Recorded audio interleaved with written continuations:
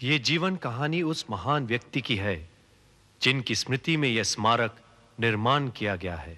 हरे कृष्णा कृष्ण कृष्ण हरे हरे राम राम राम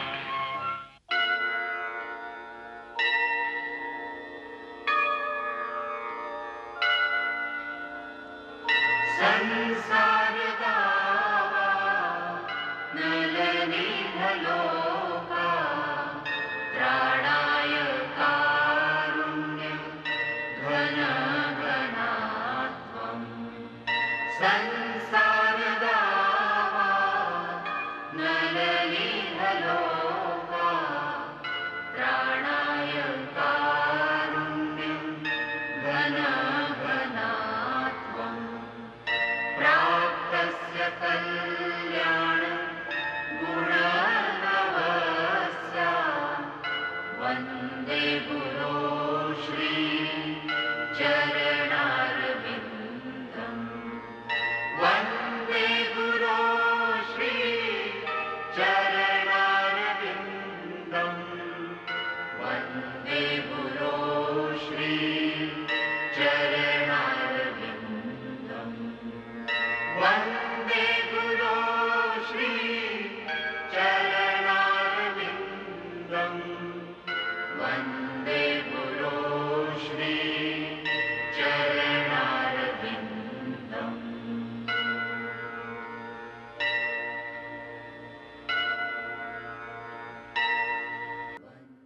पिछले भाग में हमने देखा भक्ति वेदांत स्वामी द्वारा चुनौतियों का सामना एवं भक्तों की दृढ़ता। अब आगे।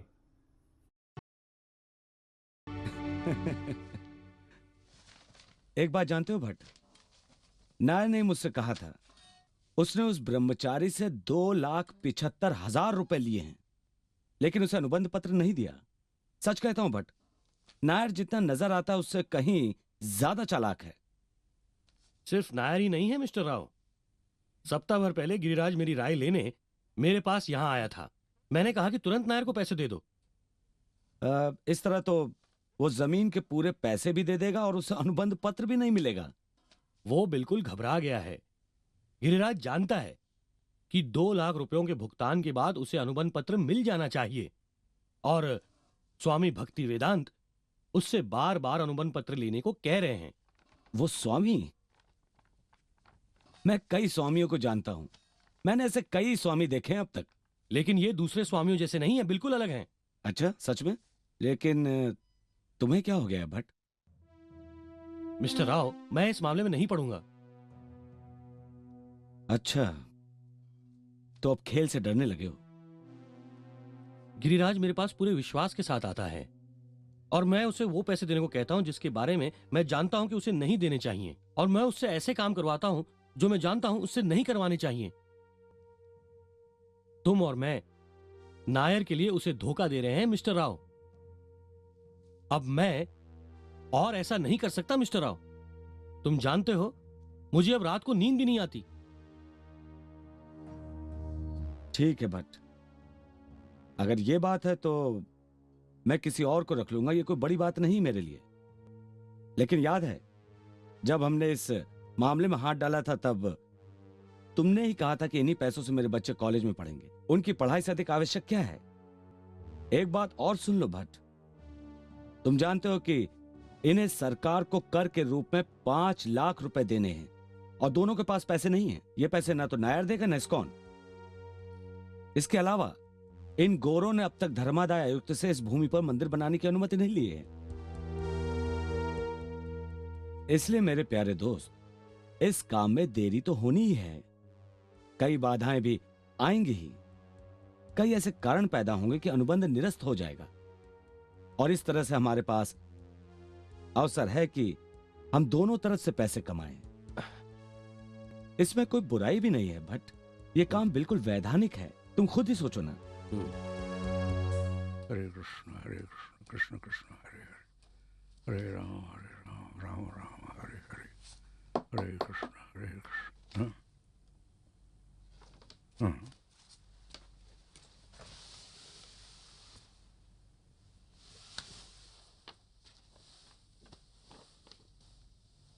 क्या है ये? बंबई से गिरिराज ने ये पत्र भेजा है श्रीला प्रभुपाद। हाँ, पढ़ो इसे। श्रद्धेय शीला प्रभुपाद, आपके पावन चरणों में मेरा हार्दिक दंडवत प्रणाम। मैंने 2 लाख रुपए सालाना की एक किस्त के रूप में नायर को 7,500 रुपए दे दिए हैं, जो हमें नायर को देने थे। ये क्या किया उसने? उसे तो नायर धोखा दे रहा है। उसे संचालक मंडल से मिलना चाहिए था। हमें तब तक एक भी पैसा नहीं देना है जब तक भूमि का अनुबंध पत्र हमारे हाथ में नहीं आता। और उसने पैसे दे भी दिए। उससे कह दो कि जब तक अनुबंध पत्र हमें मिल नहीं जाता तब तक नायर को एक भी पैसा नहीं देना है। तुम अब एक पत्र लिखो।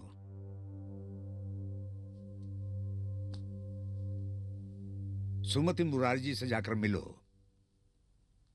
वो हमारे संचालक मंडल की अध्यक्षा हैं। जुहू की भूमि इसी ट्रस्ट के अधीन है। अपने समर्थकों से आर्थिक सहायता की अपील करो। मुंबई के इस मंदिर की परियोजना दुनिया में अद्वितीय है। अब आवश्यकता है कि तुम सब अमेरिकी और यूरोपियन लड़के और लड़कियां अपनी असाधारण क्षमता का प्रदर्शन करो और हर काम को अच्छी तरह से पूरा करने की कोशिश करो। इसलिए अब तुम्हारे सामने जो एक बड़ा काम है उसे पूरा करने के लिए सब आपस में भाईचारा बनाए रखो। मैं जुहू की भूमि के बारे में सोचता हूं और चाहता हूं कि हमारा ये मंदिर दुनिया भर में कृष्ण भावनामृत समाज के लिए सम्मान का एक सर्वश्रेष्ठ उदाहरण बनकर रहे। बंबई से एक और खत आया है श्रीला प्रभुपाद, हमारे वकील का है। अच्छा, पढ़ो उसे। उसने लिखा है कि जुहू भूमि वाले मामले में अब वो हमारी तरफ से वकालत नहीं करेगा। हाँ? समझा, अब समझा। कारण जानते हो तुम? अपराध भावना के कारण उसकी आत्मा उसे कचोटने लगी। यही कारण है, बस यही कारण है। हमारा वकील भी नायर के साथ मिला हुआ था। अनुबंध पत्र मिलने में देर होने का सरकारी कारण नहीं है, ना ही उनकी तरफ से सुस्ती है। ये हमें धोखा देने की उनकी एक चाल है। शुरू से यही चाहते थे। अब हमें उनसे अदालत में लड़ना होगा। हमें नायर के विरुद्ध मुकदमा दायर करना ही होगा। तुम गिरिराज को लिखो कि वो समाचार पत्रों में लोगों को बताने के लिए ये समाचार छपवाए कि इस्कॉन नायर से जुहू की वो भूमि मंदिर के लिए खरीद रहा है। मैं कहता हूं तुम भी बंबई चले जाओ और इस काम में गिरिराज की पूरी तरह से मदद करो। भक्तगणों से अपील करो कि निर्धारित स्थान पर वो श्री श्री राधा रास बिहारी के लिए एक बहुत ही भव्य विशाल मंदिर का निर्माण करने में सहायक हों। जी Prabhupada. The international society of Krishna consciousness, जिसके संस्थापक हैं आचार्य परम पूज्य श्री श्री भक्ति वेदांत स्वामी प्रभुपाद, उनका बंबई स्थित जुहू के श्री नायर से एक भूमि की खरीद के मामले में विवाद हो गया है। श्री नायर इस्कॉन को जुहू सागर तट पर स्थित अपनी जमीन बेचने के लिए तैयार थे और नकद भुगतान के बाद उन्हें इस्कॉन को अनुबंध पत्र देना था। इस्कॉन ने वो नकद भुगतान 3 महीने पहले ही कर दिया है। लेकिन अब तक अनुबंध पत्र नहीं मिला है। क्यों? आपने ये सब क्यों किया? किस अधिकार से किया आपने? अब तक आपने सरकार को कर नहीं दिया है। अब तक आपने धर्मादाय आयुक्त से अनुमति नहीं ली है और मुझे ही गलत साबित करने पर तुले हैं आप। क्या आप बंबई में मुझे बदनाम करना चाहते हैं? नहीं, ऐसी कोई बात नहीं है। आप उत्तेजित क्यों हो रहे हैं? उत्तेजित होने की कोई बात नहीं है। हम तो बस तथ्य सामने रख रहे हैं ताकि सभी को इसकी जानकारी हो जाए। जानकारी? कैसी जानकारी? तथ्य तो यह है कि आपने अब तक अनुमति नहीं ली है। तथ्य यह है कि आपने सरकार को भुगतान नहीं किया है। उन बातों को क्यों नहीं छपवाया? मैं तो 6 महीने से अनुबंध पत्र देने को तैयार हूं, लेकिन आप लोगों ने ही अपना काम अब तक पूरा नहीं किया है। आप लोगों ने। बात करते हैं। मैं बिक्री के इस अनुबंध को निरस्त करता हूं। आपने जो 2 लाख दिए हैं वो मेरे हुए, और आप उस जमीन को तुरंत खाली कर दीजिए, तुरंत। नायर जी, मेरी बात तो सुनिए। मुझे कुछ नहीं सुनना है। गुप्ता जी साहब। जुहू वाली जमीन से पानी तुरंत कटवा दो, अभी इसी समय। ठीक है साहब। तुम पर्चे छपाकर लोगों में बंटवा दो। उसमें छपाना कि किस तरह से इन लोगों ने अपने वादों को तोड़ा है, वहां रहने वाले लोगों को ये कितना परेशान करते हैं, ताकि सभी सही वस्तुस्थिति को समझ लें। और हां, मेरी जमीन को जल्दी से जल्दी खाली करवा दो। नायर जी, बात तो सुनिए। आप मेरे घर से निकल जाइए। जाइए यहां से। कहा ना कि जाइए, जाइए ना। साधु बने फिरते हैं। गुप्ता जी साहब। तुम मीरा को तो जानते हो ना? जी मैं जानता हूं। उसे मेरे पास भेजो। जी ठीक है। साधु है।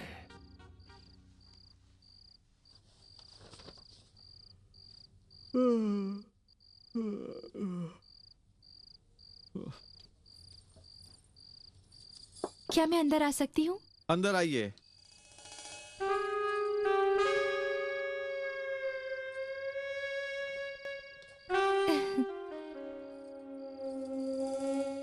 आप कौन हैं? हम पहले मिले हैं? जी शायद आपने मुझे पहचाना नहीं। आप जब से यहाँ आए हैं मैं तभी से आपको देख रही हूँ, कई महीनों से। मैं आपकी मौन प्रशंसिका हूँ। गिरिराज, आप इतने मेहनती, लगनशील और कर्मठ हैं कि मैं आपके साथ रहना चाहती हूँ। ये नहीं हो सकता, बिल्कुल नहीं हो सकता। ऐसा मत कहिए, सब कुछ हो सकता है। आप अकेले हैं, इतनी परेशानियों को सहते हुए दिन रात काम करते हैं। मैंने ऐसा काम पहले कभी नहीं किया है।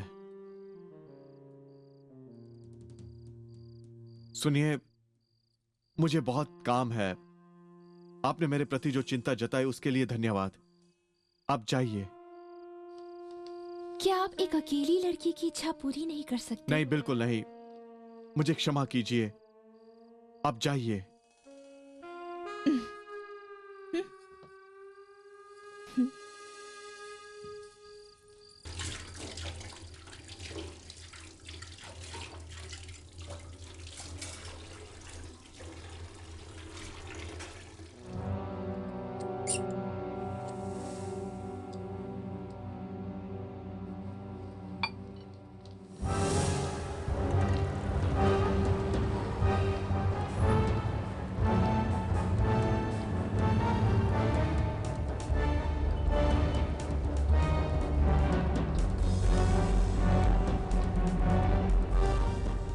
हमारा जीना दूभर हो गया है, लेकिन मुझे इस बात की खुशी है कि राधा रासबिहारी हमारे साथ हैं। ये कितना अच्छा है कि इस स्थिति में भी हमारी सहायता के लिए प्रभुपाद हमारे साथ हैं। हरे कृष्णा, हरे गोविंदा। तुम ये किस कर की बात कर रहे हो? प्रभुपाद ने जब नायर के अनुबंध पर हस्ताक्षर किए, उसके बाद भारत सरकार ने एक कानून बनाया जिसमें नायर को 5 लाख रुपए सरकार को देने थे। नायर ने कहा उसके पास पैसे नहीं हैं। उसने कहा कि हम पैसे दे दें और भूमि के कुल भुगतान में से काट लें।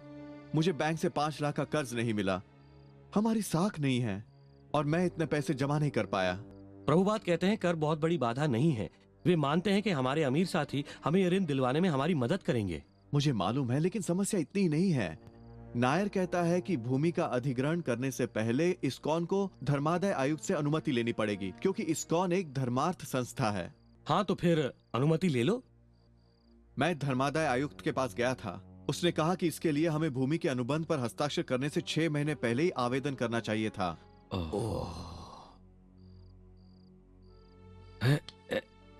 मैंने सुना है कि इसी जमीन के पैसों को लेकर नायर ने चार्टर इन्वेस्टमेंट्स को भी धोखा दिया था। सरकार तक उसकी पहुंच है और उसने इस कंपनी के विरुद्ध सरकार को भी भड़काया था। तो अब हम क्या करें?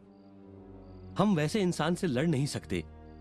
हमारे पास ना तो पैसा है, ना ही कोई ऐसा सहयोगी, और हमें भारत में ऐसे सौदे का कोई अनुभव भी नहीं है। प्रभुपाद को यह भूमि चाहिए ही। आज ही उनका तार आया है कि अनुबंध पत्र तुरंत हासिल करो, और पत्र में लिखा है कि हम नायर को अदालत में ले जाएंगे। नायर को अदालत में ले जाएंगे? अब भारत की अदालतों से भी उलझेंगे? हमारे लिए तो यह जगह किसी नर्क से कम नहीं है। प्रभुपाद ने मुझसे कहा था कि अगर किसी तरह से काम नहीं बने तो पैसे लेकर वो भूमि खाली कर देना। आखिर कब तक हमारे साथी ऐसी स्थिति में रहेंगे? और नायर कहता है कि हम यहाँ अवैध रूप से रह रहे हैं। हाँ, वो कहता है कि हमारे ऊपर नुकसान भरपाई का मुकदमा करेगा। हम भले इस भूमि का अनुबंध पत्र हासिल कर लें, लेकिन प्रभुपाद चाहते हैं कि हम इस्कॉन का विकास करें। यह असंभव है। इस जंगल में संगमरमर का मंदिर और एक होटल। मैं तो कहता हूं कि हमें अपने पैसे वापस लेने चाहिए। नायर का कहना है कि अगर हमें कर और अपने पैसे वापस चाहिए तो अनुबंध को निरस्त करना होगा। हमें तुरंत फैसला करना होगा। बाबा, क्या मुसीबत है।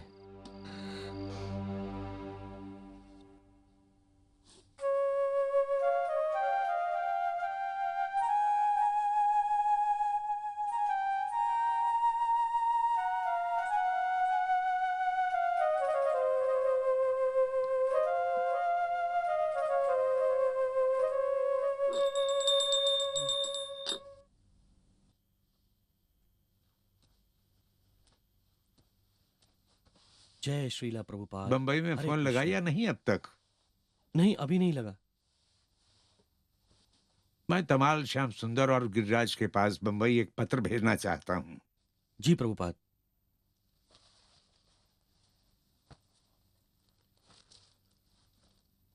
नायर इस मामले को दबाने के लिए चालें चल रहा है। वो तुम्हें डराता है और तुम लोग उससे डरने लगे हो। उसने बेवकूफ बनाया है ये जताकर कि कानूनी रूप से वो भारी है तुम पर। उसने तुम लोगों को धोखा दिया है। उसके विरुद्ध एक मुकदमा दायर कर दो।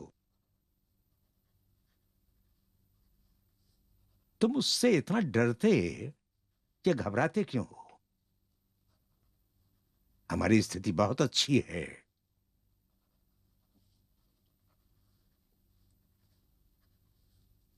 तुम लोग नहीं जानते इन मामलों में कैसे निपटा जाए, क्योंकि तुम लोग डर गए हो।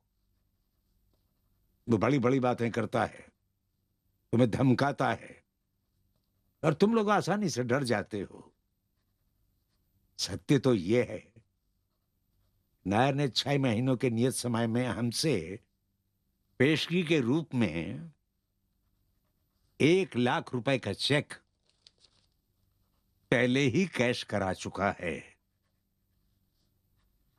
और इस तरह हमने अपना अनुबंध पूरा कर दिया है।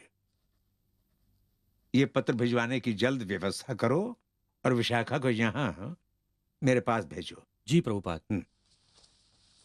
जय श्रीला प्रभुपाद। हमारी जुहू वाली भूमि पर थोड़ा विवाद सा खड़ा हो गया है। मेरी अनुपस्थिति में कहीं भक्तगण कोई गलती न कर बैठे, इसलिए मैं एक पत्र भेज रहा हूं, पर उसके पहुंचने में काफी समय लगेगा। मैं चाहता हूं कि कोई वहां जाए और उन्हें समझाए कि कुछ ऐसा न करें और वैधानिक रूप से सही रहें। मेरे लौटने तक वे कुछ भी न करें। जी। यहाँ जितने भी भक्त हैं वे या तो अनुभवहीन हैं या पंडाल कार्यक्रम की व्यवस्था में व्यस्त हैं। उनकी जगह क्या तुम जाओगी? जाऊंगी श्रीला प्रभुपाद। भगवान हमारे लिए जिस तरह जो भी योजना बनाता है वो तुरंत ही सफल होती है। इसी तरह जो भक्त खुद को उस पूर्ण पुरुषोत्तम भगवान के हवाले कर देता है, उसकी सारी की सारी इच्छाएं भी वो परमेश्वर पूरी कर देता है। तो भगवान तो अपनी इच्छा स्वयं पूरी करते हैं, पर वो भक्त जिसने खुद को भगवान के हवाले किया है, उसकी इच्छाएं जय श्रीला प्रभुपाद। भगवान इसलिए पूरी करते हैं कि वो पूरी तरह से उस पूर्ण पुरुषोत्तम भगवान के सहारे है। इसीलिए तो क्षमा चाहता हूँ श्रीला प्रभुपाद, पर आपके लिए बंबई से गिरिराज जी का फोन आया है। हाँ हाँ हाँ।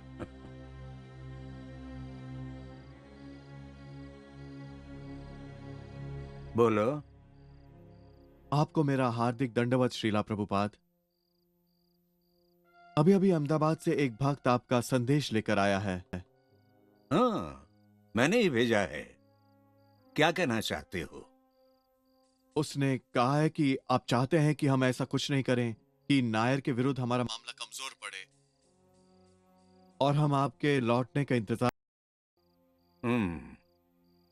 उसके आने से पहले हमने ये फैसला किया था कि अब अपना पैसा ले लेना ही अच्छा है। इसी को ध्यान में रखते हुए हमने बिक्री अनुबंध निरस्त कर दिया है। तब तो सब कुछ खत्म हो गया।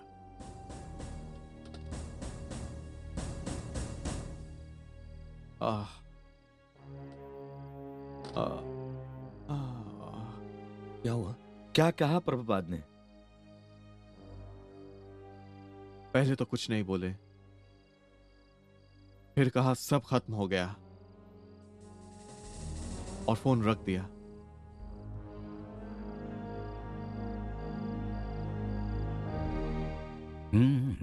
मैं उस शैतान बेईमान नायर के हाथों में हरे कृष्ण भूमि को कभी नहीं जाने दूंगा।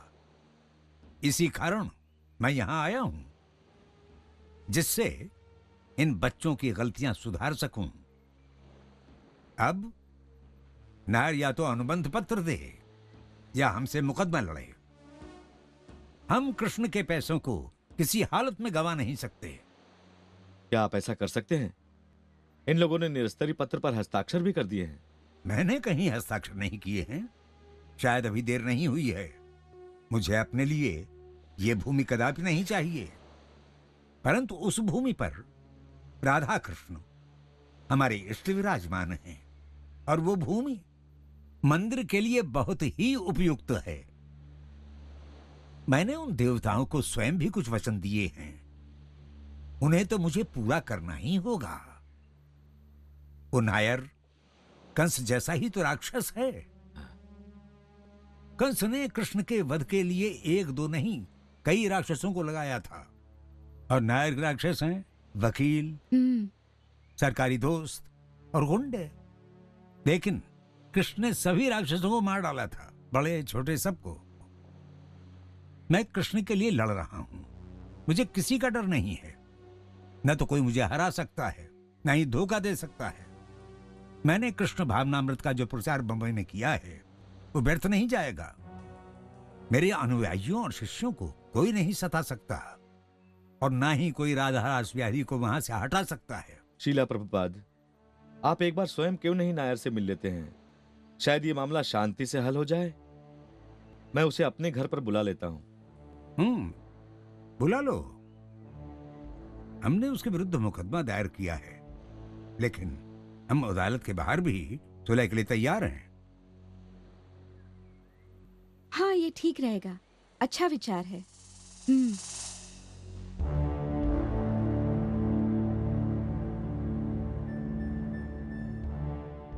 हम अकेले में बात करेंगे। जी।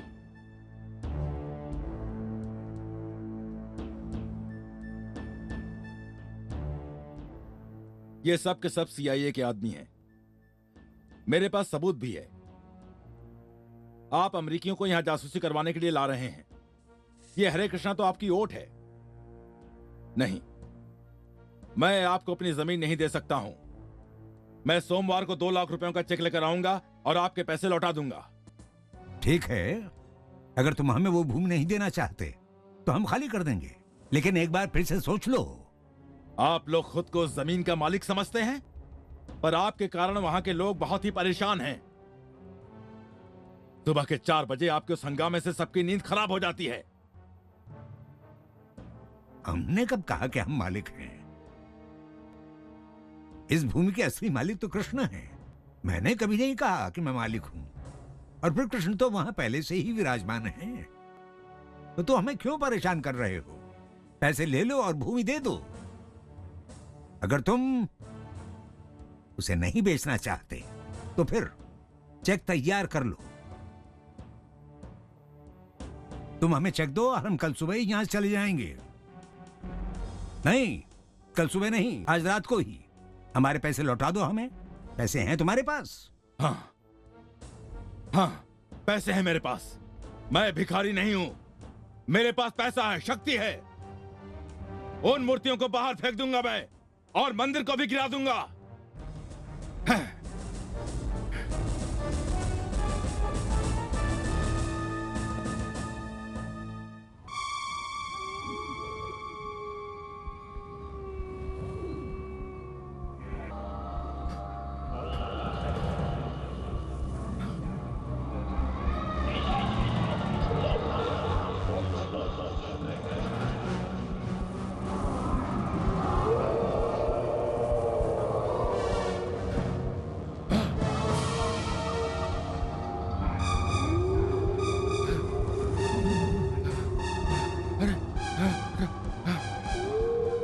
दूर हटो, दूर हटो। नहीं, नहीं, नहीं, नहीं, नहीं, नहीं, नहीं, नहीं।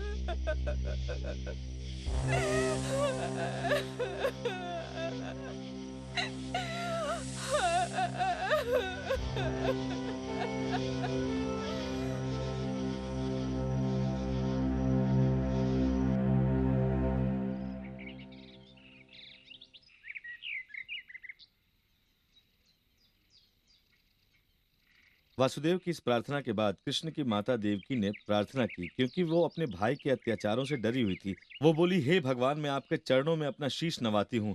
इस ब्रह्मांड में होने वाला हर आविर्भाव पहले से निर्धारित है और सब आपके इशारों पर चलता है। आप ही असली सूत्रधार हैं और हर काम, हर ऊर्जा बीच में रोकने के लिए क्षमा चाहता हूँ प्रभुपाद। इसलिए हे ईश्वर, आप मेरी सहायता कीजिए। बंबई से एक समाचार है।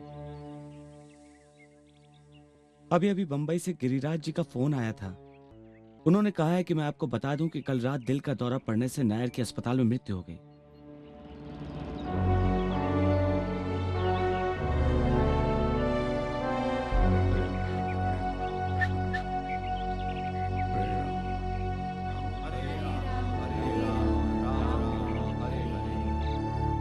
देखिए मिसेस नायर, वाकई आपके पति के साथ दुर्घटना हुई है, लेकिन जो होना था वो हो गया।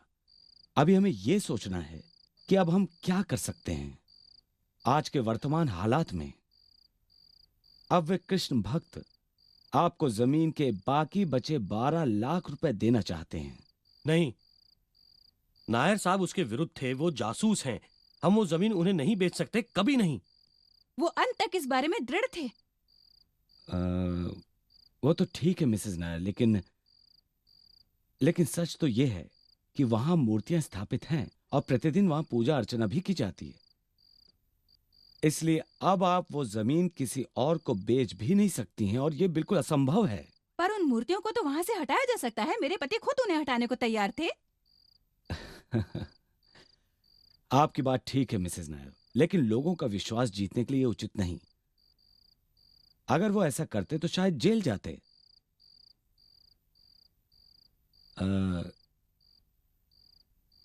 दूसरे और भी तरीके हैं। तो अब हम क्या करें? देखिए, इन गोरों ने उस जमीन पर कोई नई इमारत बनाने की अनुमति नहीं ली है, ना ही पुरानी की ली थी।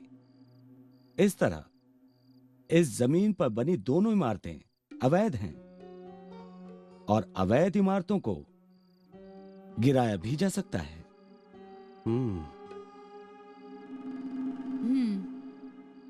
है।